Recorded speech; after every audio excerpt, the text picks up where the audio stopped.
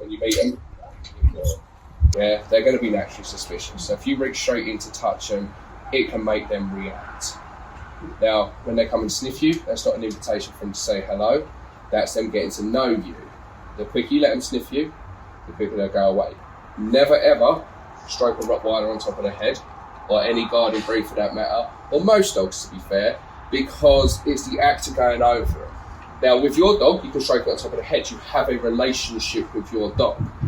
But if I stroke Leo here, you see how his head comes up and he wants to give me kisses. But even with Leo, if I stroke him here, see how he changes his demeanour, right?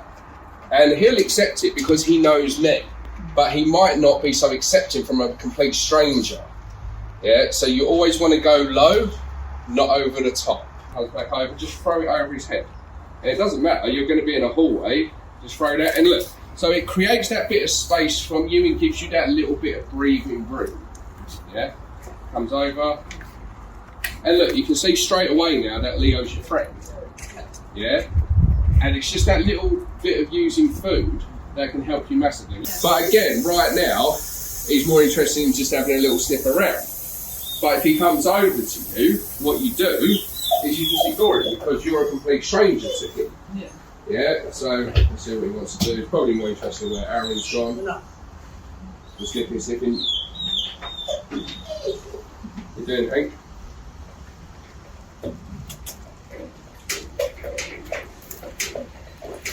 Yeah. So again, I'm not saying you guys would, but if a dog comes over and shows zero interest in you, you don't then go and show interest in the dog. So what he's doing is he's attention seeking. Yeah. So generally, right, this is why you ignore dogs first, because when they come over to you, they sniff you. Now that is the bit when most people get bit, when a dog is sniffing you. Because they go, oh, sniffing is an invitation for me to say hello. No, it's the dog getting to know you. And when you touch the dog, what happens is you didn't let the dog get to know you, yeah? And you didn't see how that dog felt about you. But when he comes and sits next to you and starts nudging you and pawing you, then the dog's generally comfortable with you, right? But then what you do is you don't go straight on top of the head. You go for this end, the scratchy end, right? There's no teeth this end. This is the farty end, right? And nobody, unless the dog has an injury to its tail, really would get bit from doing this. Don't grab the tail. Yeah? But look, see how it immobilises the dog? Yeah?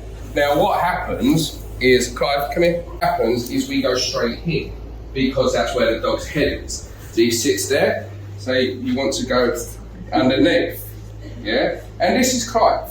Unfortunately, these are becoming a popular breed right now, so you may encounter a lot of these. That nudging is neediness. So if you want to, just turn your hand like that and just stroke him like that. Yeah, but don't make eye contact, because eye contact can be seen as a threat. Underneath, that's fine, and keep it short and sweet. Yeah, and then he's on to the next one. Yeah, I'm done now. Yeah, that's literally it, right?